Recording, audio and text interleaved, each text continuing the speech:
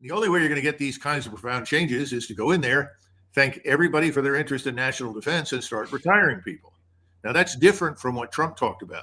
I'm going to have a board, and these DEI proponents, they're bad. We're going to get them. Come on. DEI is an executive order. Gone. Get rid of affirmative action. Gone. Those things are not earth-shaking. Remember that most of the people you deal with in Washington, in and out of uniform, are windsocks. These are not great men of character and decision. In other words, they see the wind blowing, go, oh, whoa, wait a minute, wind's changed. Okay, yes, Mr. President, we're with you.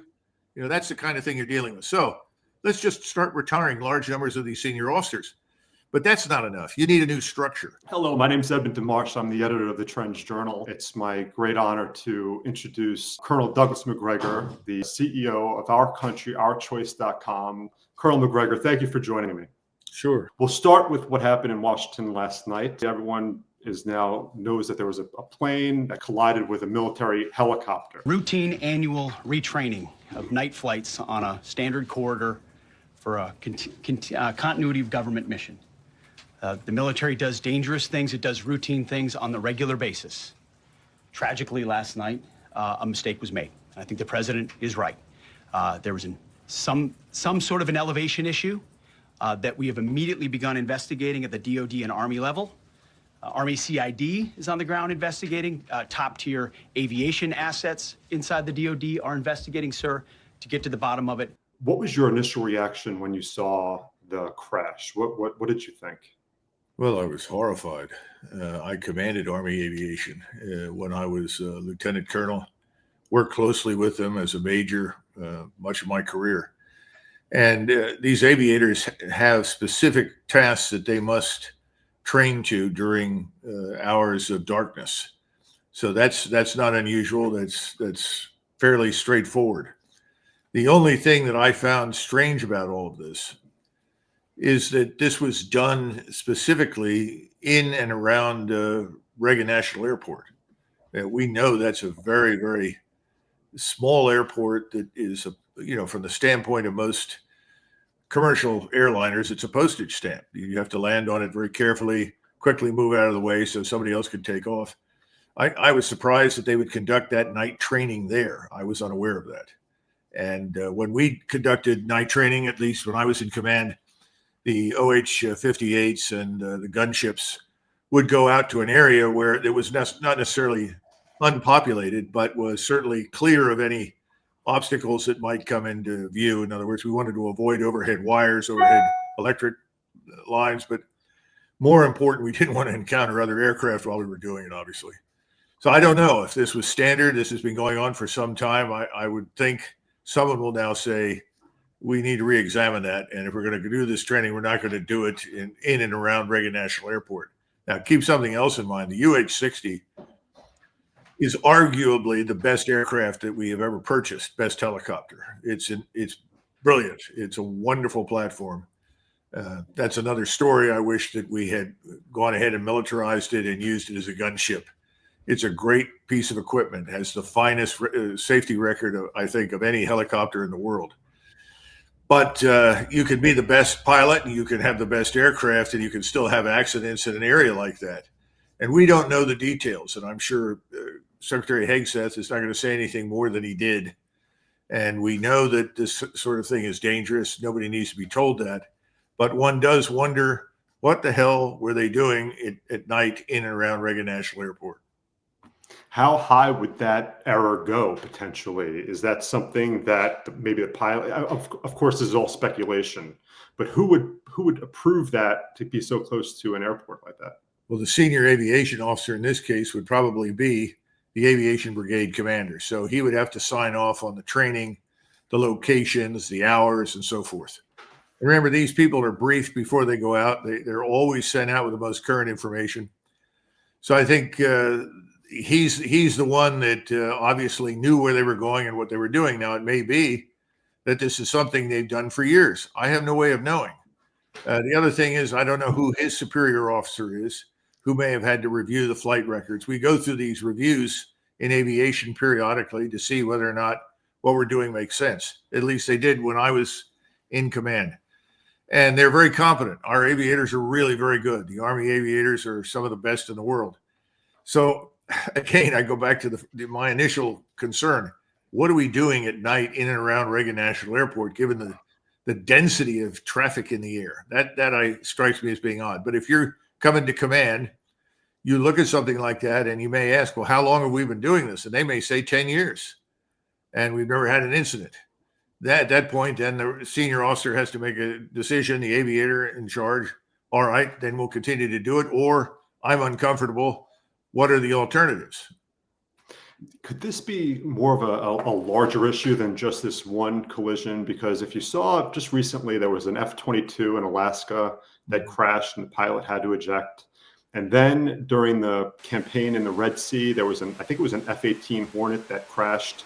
Could this be a wider issue than just one crash, or do you suspect that this is something that was a pilot error or a control tower error? Do you think this could be a wider issue for the military? I don't know, but I suspect, if anything, the control tower may have lost track, or the pilots may not have known where they were, or they did and they thought they were one place and were instead another. But I would not connect the problems with the F-22 or the F-18s with this Black Hawk helicopter in the Army at all. And you got to look at the records and the performance levels of the aviators in the Army. I stand again by this. The aviators are brilliant. This is not a routine problem by any stretch of the imagination. The V-22 is another aircraft that has a terrible safety record. I think the F-22 is a great aircraft, and I don't know what happened with it. I thought that the aircraft that had crashed was actually an F-35. I'm sorry, it was an F-35. You're right, yes. And the F-22 is another brilliant aircraft, and we haven't had very much difficulties with those. They were worked out.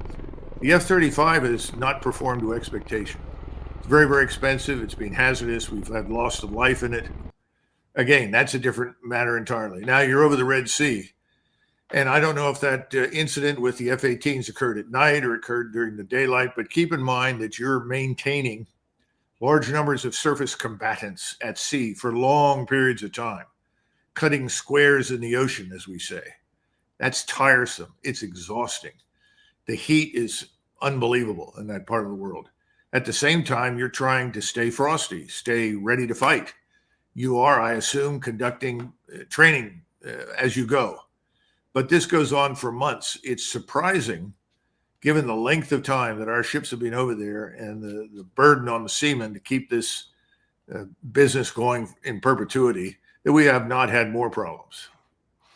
But I wouldn't point to the F-18 as the issue, or necessarily even the pilots. Again, people get tired. People are hot. They're overwhelmed. They're under tremendous strain. You never know what's coming in your direction in that zone because you don't know who's shooting at you and when. So I tend to be much more forgiving about what happened in the Red Sea. The F-35 business, that's another matter. I really wish legislation, or I should say Congress, which isn't very helpful in most cases on anything, would take a look into the F-35. But we all know the F-35 means a lot of money to a lot of people on the Hill. So that leads me to my next. I'd like to just circle back to Pete Hegseth as the role of defense head. Is that something that surprised you, that Trump would pick Hegseth? Do you have any concerns that he might not be up to the challenge based on his history or his resume? Is that something that concerns you, or do you think that he's the shot that the military may need to reconstruct itself? Well, the answer is yes. I was surprised, along with countless others. I was even more surprised when President Trump indicated, well, I used to see Pete on Fox News, and he was always interested in the military and was very energetic and very concerned. Okay. I don't see anything in his background or record that would qualify him to do anything in the military at all. And we have a lot of people in the National Guard, the reserves, that for brief periods have been overseas and conducted patrols within the broader framework of our occupation forces. I'm not sure that qualifies you to do much. Maybe it helps you out if you want to become a policeman in a big city. So, I'm really shocked, really surprised. Now, on the other hand, the fact that he is not part of the revolving door, in other words, another defense contractor or wannabe contractor or worse yet, some retired narcissistic four-star who thinks he's God's gift to mankind, that's all good news. So, I'm not going to criticize Hegseth until he's been there for a while and see what he does. But, you said something that's very important. You said, is he the right man to reconstruct the military? See, I am opposed to reconstructing any of it. We need a brand new military establishment for the 21st century. We've needed that since the 90s. A lot of the problems that we've identified with warfare, in other words, problems, let's not say problems as much as advances, were abundantly clear in the aftermath of 1991 and Desert Storm. But instead of looking at these tremendous advances with technology and recognizing that we needed to make profound organizational change the way we acquire equipment and how we do it, the need for genuine experimentation, all of that was thrown out. And instead, each of the services congratulated themselves on the great victory and said it all happened because of us. And the way we're organized is just perfect. And so nothing changed. This is the sort of thing that goes on in too many great powers with too many military establishments. We don't need to rebuild anything. We need to build a new force, new forces with new capabilities under new leadership within a new warfighting paradigm. I don't think we're going to see any of that happen under President Trump, sadly. Elon Musk, he's taken to social media and he's been really endorsing the drone warfare, the AI using technology during wars. And you see Elon Musk onto something with these posts? What you just mentioned are one-offs, things, technologies, all right? Technologies, any one technology in and of itself does not change everything. That's the problem with the focus right now on quote unquote drones. Do you know when the first, we call them drones now. We used to call them unmanned aerial vehicles, which I much preferred because a drone used to be something stupid that you shot at on a range. It would either move or sit still and you shot it. Unmanned aerial vehicles were first used by the Israeli Defense Force in the Bekaa Valley in 1982. I saw it. And we were all electrified by what went on. These were designed to fly ahead of advancing Israeli forces and to inform the Israeli forces advancing of what was in front of them, where the enemy was, what the enemy was doing, and identify prospective targets for long-range strike as well as short-range artillery. In other words, at that point, it was all intelligence, surveillance, reconnaissance, which is fine. But that's when we saw it. What did we do in the interim since 1982? I talked to a four-star on active duty in the Army in the Pentagon in 2002. And I urged him, I was asked to come in and talk to him. I did. And I urged him to invest in a battery of unmanned aerial vehicles, only these were weaponized, what we now call kamikaze drones. Any drone that's carrying a bomb doesn't come back to you unless you're very stupid. So they're all kamikazes, right? But the point is, I said, this is a battery. It's built by the Germans. It's excellent. It has two plus hours loiter time. It carries a 25-kilogram warhead. It can fly day or night. We should buy a battery of these, and then these should be employed ahead of our advancing forces. And he said, well, you can't bring this back and land it. I said, no. Well, if you don't find a target, you fly it into the ground. But chances are, if you're advancing into Iraq and this thing flies an hour ahead of you or more, you're very likely to find plenty of targets of opportunity, and you should have a list of things that you would be looking for.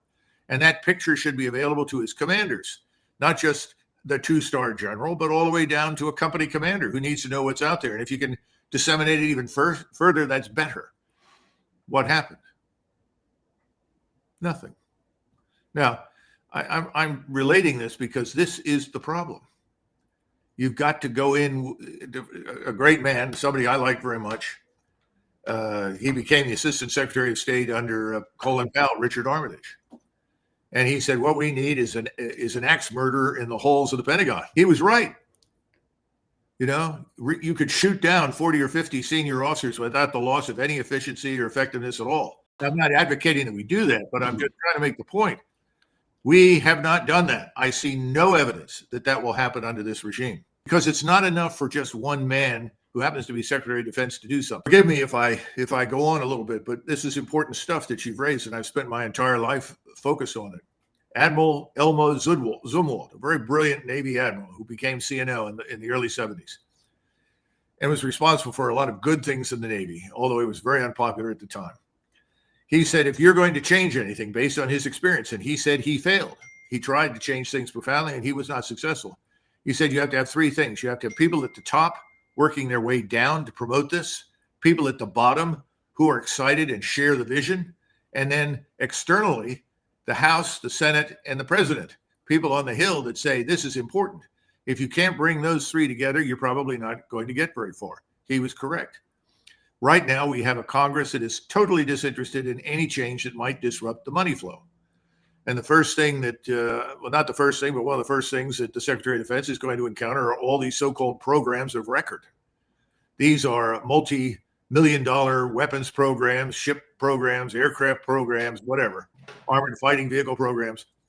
And their inception goes back in some cases 30 plus years. In other words, the original requirement was formulated 20, 30 years ago. They say, well, we update the requirement. No, they don't. Once it becomes a program of record, they say, yes, we're going to build X number of these, Congress signs off. Then everybody works hard to keep it going forever because it's a permanent feeding program. Everybody makes money, keeps assembly lines going, subsidizes constituents, makes donors happy. People on the Hill get rich, their stock goes up, on and on and on. That's a huge problem. And I've seen other service secretaries that have come in there, far more qualified than Hegseth at the service level, try to do something about it. And it took them almost their entire time because they didn't have much support. And they had to fight with the Hill and fight with the service bureaucracies. You know, why do you have to have 6 or 7 4-stars inside one service? Well, that's lunacy. In 1939, 40, 41, at the beginning of World War II, we had 1 4-star inside each service. Gosh, you know, and I saw that Hegseth actually used some of my material where I had talked about the fact that we have 44 4-stars. And he said, well, we won the whole war with just 7. No, that's not really true. What is true is this, that until the last 6 months of the war, we only had 7 4-stars. Then in the last 6 months of the war, we began promoting people to 4-stars and ultimately 5-stars. Those were honorifics. They were not tied to a structural position of any kind. Tires, he's gone, but he retains the 5 stars for the rest of his life. Is it a better retirement package or something? No, 5-star? No, those things came much later. In the old days, those things didn't exist. Every general that retired, it used to be true in the Navy, I think, as well. But before World War II, when you retired, if you were a 4-star, you were immediately reduced to 2 stars in retirement. All promotions above the rank of 2 stars were by definition temporary. This goes back to the Civil War and beyond. So Douglas MacArthur, who'd been Chief of Staff of the Army, when he finally retired from active duty, he was reduced to 2 stars. Then he was brought back on later on in 1941-42 because of the coming war to 4 stars.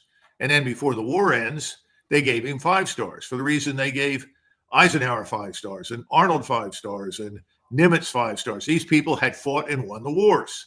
So they were rewarded with that. And then there were other cases of people who had been 3 stars. They said, well, he was a great person.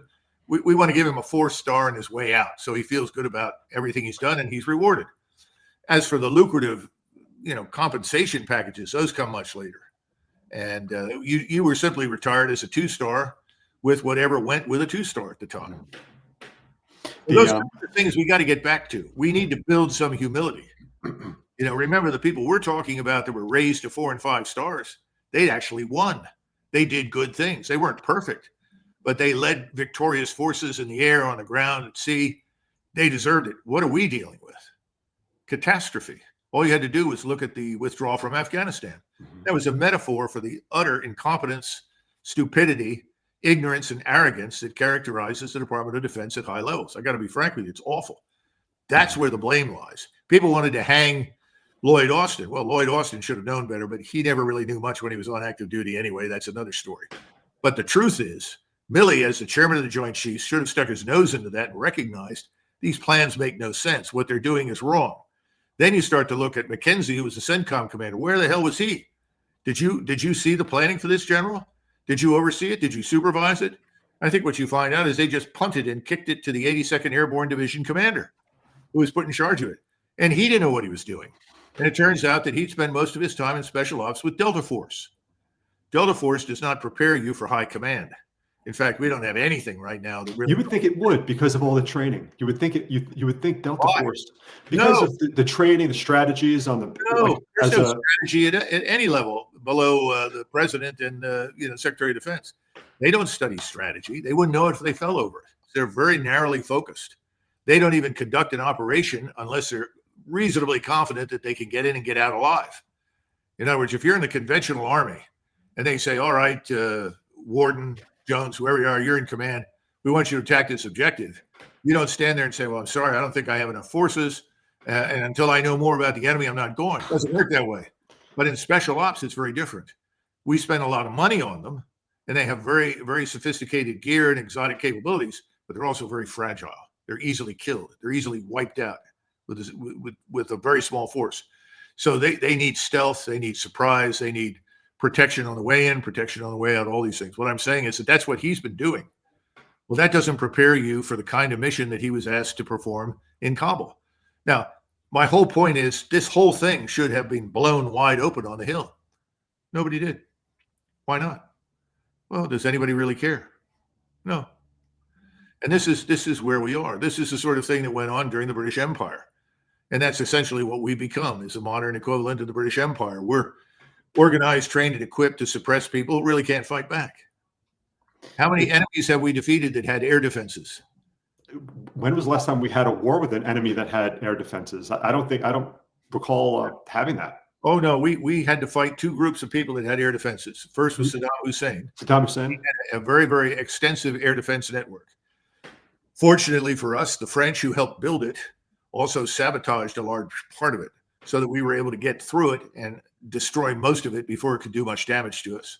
The second time was against the Serbs during the Kosovo air campaign. We never degraded the Serbian air defenses below 83%. They performed brilliantly. We did not. And they shot down lots of aircraft. But those aircraft usually had holes in their engines. And the pilot would come up and say, engine failure, I'm bailing out. And the plane went down in the Adriatic. Well, if you have a hole in the engine, it's probably not going to run very well. How did the hole in the engine get there? Serbian air defense. They also shot down large numbers of cruise missiles. What I'm trying to tell you is we haven't had the whole enchilada presented to us. In other words, an enemy that's got all the capabilities and is in a position to equal or overmatch you. That's what you have in Ukraine right now. The Russian military overmatches us. We've thrown everything we could at the Russians via the Ukrainians. And the Ukrainians have done, in my judgment, as best as could have ever been expected. Not perfect, but good. Mm-hmm. And we failed. And there are 1 million dead Ukrainians as a result. About 90 to 100,000 dead Russians. Russia is stronger than it's ever been. Its economy is better than it's ever been. Its leadership is solid. The society is cohesive. The Ukrainian nation is dying. Did you hear about, it was just released yesterday, the White House said, this is just to get off it's about the Defense Department, but the White House said yesterday that it wants an Iron Dome of some type. They didn't get into very specific with the details, but they want some kind of a missile protection shield for the U.S.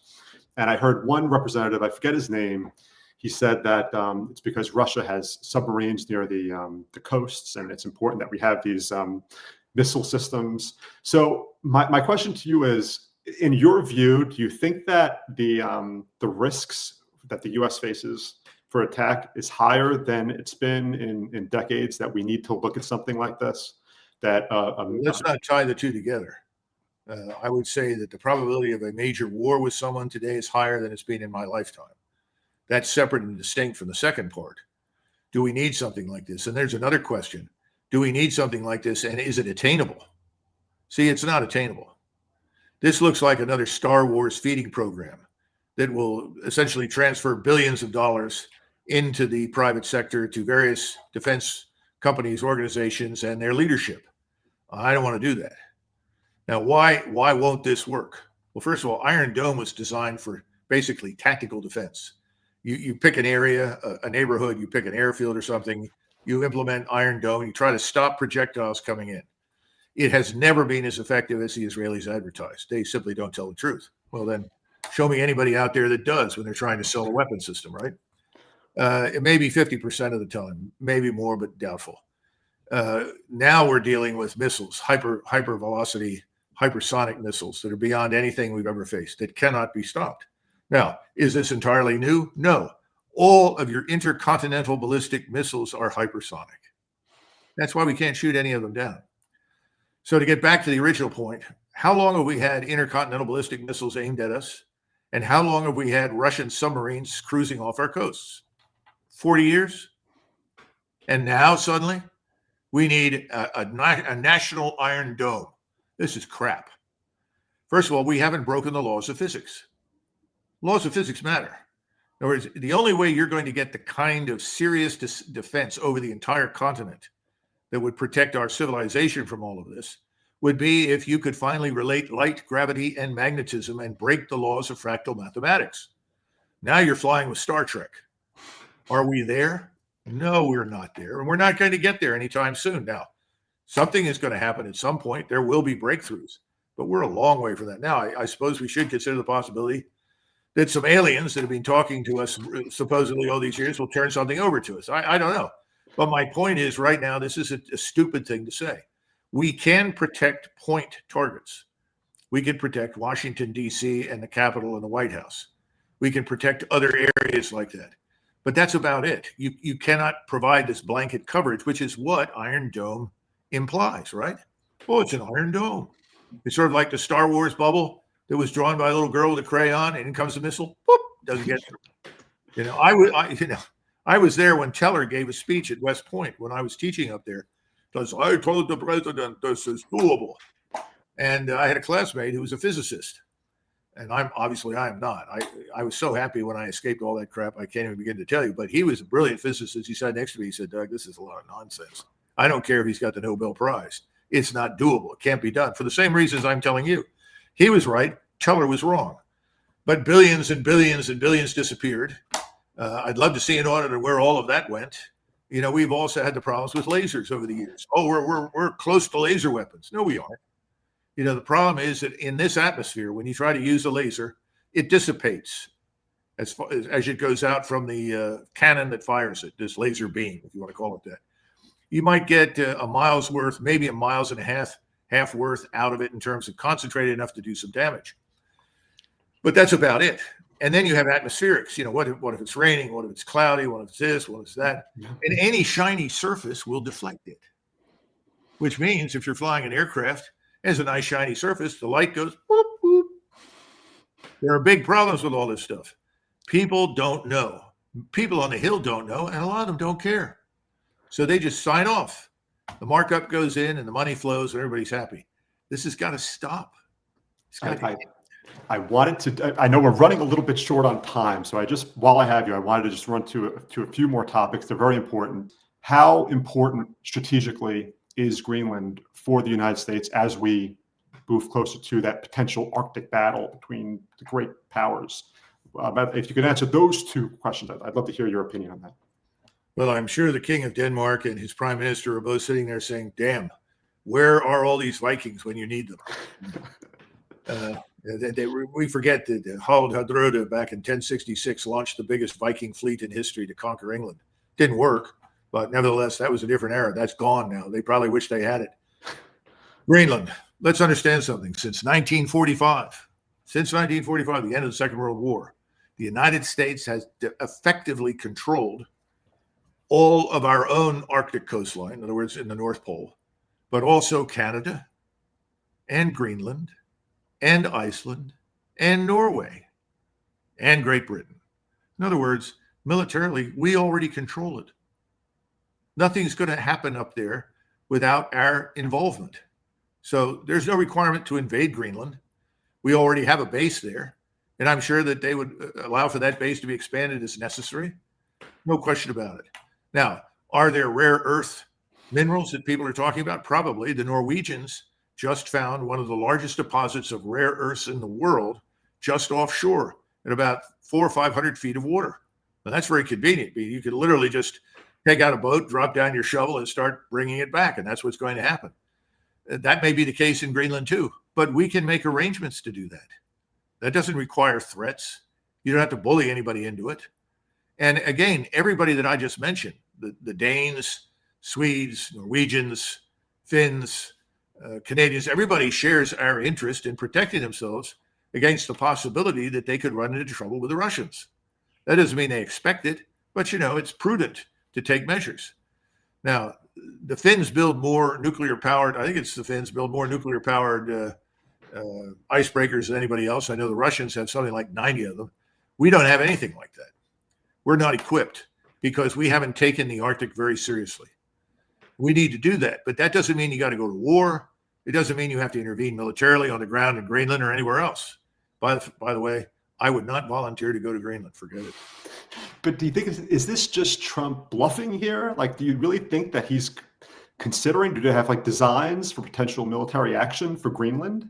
President Trump is a marketing genius. No one knows how to manipulate the press better than he does. So he periodically steps out there and throws red meat out to the press. Yeah. Here, go chew on this. Yeah. And I'm sure he walks off stage and goes, fools, they'll divert attention to this and to that and everything else. He's an interesting man. He's very mercurial, but I just think he's good at what he does when it comes to the press and marketing things. But no, I don't think it's serious. There's also no reason to go into Panama. The Chinese are at either end of the canal conducting repairs and harbor improvements. The reason they're doing that is because the Panamanian government hired them. The reason the Panamanian government hired them is because our firms in the United States declined to do the work. So if you really don't want the Chinese down there on that canal in any way, shape, or form, pick up the phone, call Beijing and said, we'll buy out your contracts. And then we'll send our contractors down there. We got to get out of this business of assuming, there's a danger there to us and so forth. It's nonsense. And then, and again, we're on time constraints. So I just wanted to touch base with you on the state of the Israel conflict with Gaza. I saw you on Judge Napolitano's show last night, and you mentioned about Trump's comments on moving Gazans to neighboring countries like Egypt and Jordan. Do you think Trump, as crazy as it sounds, do you think he has a chance of being a person who brings about a two-state solution for Palestine and Israel to coexist? I cannot imagine any set of circumstances, and I know the Israelis, under which they would accept a Palestinian state that borders their country. I just can't imagine it. From their vantage point, anything that the Arabs set up will be an organized crime state that threatens them. So I don't think it's a question of Donald Trump. The real question for Donald Trump is a little different. What he essentially asked Sisi in Egypt and King Abdullah in Jordan to do was to help the Israelis liquidate the Palestinian problem. Now, the Israelis have been trying to liquidate it and haven't managed it quite yet. They admit to killing, I think, 50,000 people, but I think much more is the case. Hundreds of thousands wounded, and God knows how many people have lost their homes. You heard what Trump called it. He said, looks like a demolition zone. Well, that's because the Israelis have destroyed it. Mm-hmm. Now, he's not going to get any cooperation from any of the Muslim countries on any of this. And they'll be polite to him, but it's absolutely impossible. They will be killed. They will be removed from power and killed if they signed on for something like that. 1 million Palestinian Arabs in Jordan, just within the last 24 hours, have mobilized in Amman to demonstrate their support for the Arabs that are being killed inside Israel, in Gaza and the West Bank. We haven't even touched on southern Lebanon, which is another demolition zone for the most part. Now, how long will this ceasefire last? Trump knows it's temporary. He said that to everybody. It's temporary. So what are we going to see happen? I think as the hostages are released and they get most of them or all of them back, I think there will be a resumption of destructive bombing. The campaign will continue. So the only way to stop that is for President Trump to say, I love Israel and I support you, but I can't support what you're doing. And so if you're going to do this, you're on your own from here on out. That probably has a very low level of likeliness to happen, right? That probably will not. If you look at the people that put him into the presidency, the people that funded him, supported him, and silenced opposition on the left against him, they are all Israel's supporters and agents and Netanyahu's supporters and agents in the United States. He's got to deal with them. How does he do that? How does he turn around and say, things have changed? I promised Miriam Adelson that I would tolerate the annexation of the West Bank the elimination of the Arabs there and their expulsion. What do? You come back and say, well, I guess I can't. I don't know how that would work for him. The other thing that he can say with absolute certainty is the complexion of the region has changed dramatically. Israel is now forever a pariah state.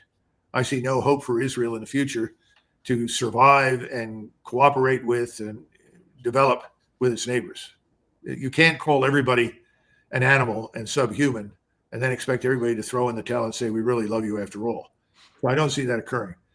He wants, I know, to avoid a war with Iran, and I think he's working on that. Whether or not that will happen is unclear. If it were only up to President Trump and to Iran and the leadership, I think he could get a good agreement.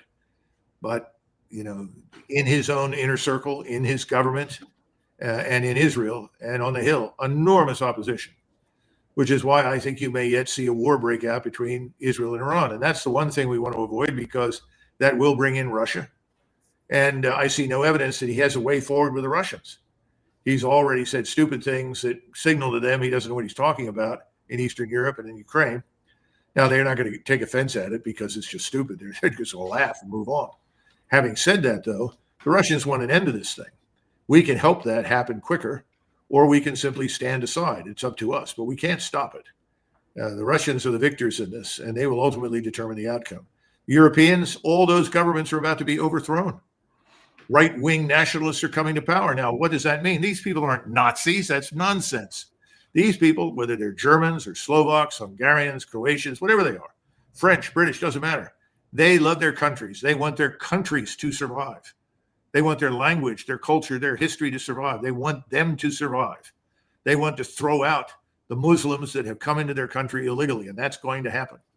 And we're going to be horrified, I'm sure, but we're the ones that helped create this mess. It should never have happened to begin with. What do you think would happen to 100,000 Christians pushed into any number of Muslim countries? They'd be killed. So the point is, we need to understand that we're no longer in control of events. And making a lot of the remarks and statements that he has made reflects a complete ignorance of the facts, a failure to understand Russia and its interests, a failure to recognize their legitimate interests. Because Washington is set up to the point where if you talk to that man, you're evil, you're a traitor. Well, what kind of nonsense is this? We talked to Stalin. He made Hitler look like a piker. He killed millions more long before the Second World War broke out. Nobody ever brings that up. The entire camp system was in existence long before Adolf Hitler put anything together in 1940 and 41. So we don't touch on that because it was convenient for us to support the Soviets. Okay? When you're in realistic politics demands that you do business with the people that have something you want.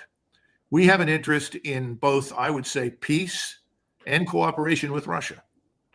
Russia is not some sort of incurably mendacious state bent on the destruction of the United States. Absurd. Neither is China. We live in the 21st century now. This is not the mid-20th or earlier. We got to come out of the darkness, get into the light. We're living in Plato's cave. Even if the light hurts our eyes, we got to come out and see the world as it is. I don't think we've done that yet. I don't think we want to. Just listen to the show trials, these Stalinist show trials. Tulsi Gabbard, RFK Jr., and now Kash Patel. I mean, you'd think these people were, vicious criminals that should be jailed immediately in a high security federal prison. They're not treating these people like American citizens who are obviously allowed to have an opinion, allowed to think, allowed to exercise judgment. No, if you don't agree with me, you're a criminal, you're evil, you're bad. This is the nonsense. And when did it become a modus operandi when, by not talking to our enemies or people that we disagree with? I mean, at least Trump back in, I think, 2016 met with Kim Jong-un or around that time, and he took some heat for that. So maybe that's like a hopeful sign that his administration will be more willing. I think he mentioned that he'd be willing to speak with Putin, although nothing's been set up yet, I don't think. So maybe he shows some signs of doing those things. Listen, I've long said I happen to like President Trump. I think he has good instincts. If he is ruled by his better instincts, things will be fine.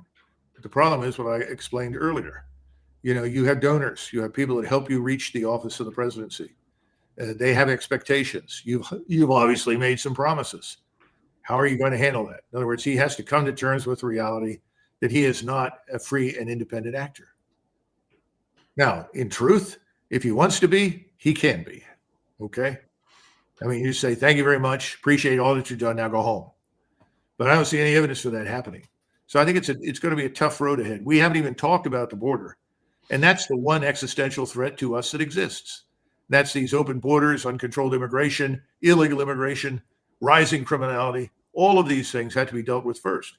It's why I always end by trying to get people to understand there is nothing more important overseas than what is happening here in the United States.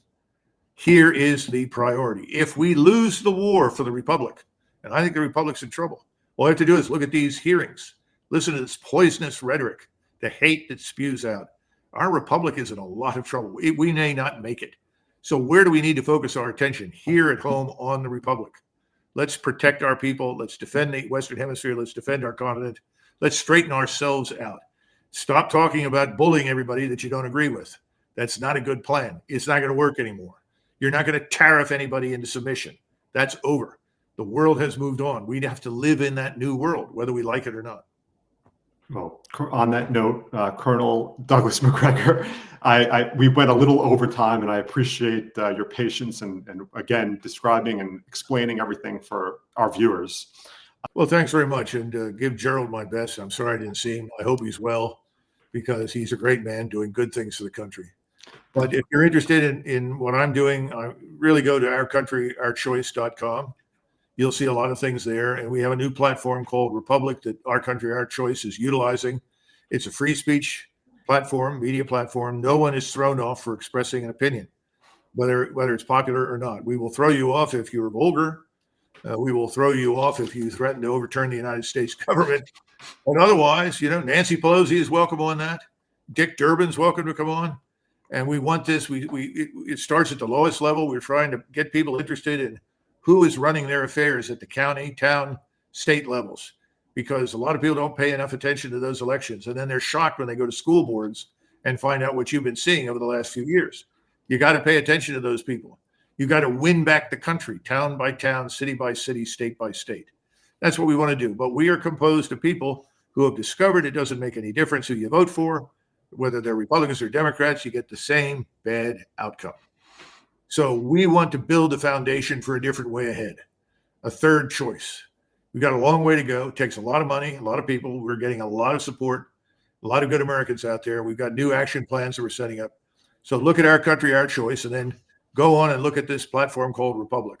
I think you'll eventually want to join it because it gives you, the citizen, an opportunity to essentially go from where you're sitting in your living room on your laptop, looking at what's going on in your county or state, and you can go straight to the sheriff with a note, with a message. You can go straight to the governor. You can go straight to your congressman, to your state senator, whoever it is, and say, wait a minute, are you aware of what's happening? I didn't vote for this. What are you going to do about it? It's all about accountability. And the quickest way to scare the hell out of politicians is to say to them, if you do these things, I will never vote for you again. We will share all those links in our description for this on YouTube and the stories that we write. Okay. So everyone can check that out after this, right below. Right. Colonel Macgregor, thank you so much once again. Thank you. I appreciate it. Give my best to Joe. Bye-bye. Okay. Thanks again.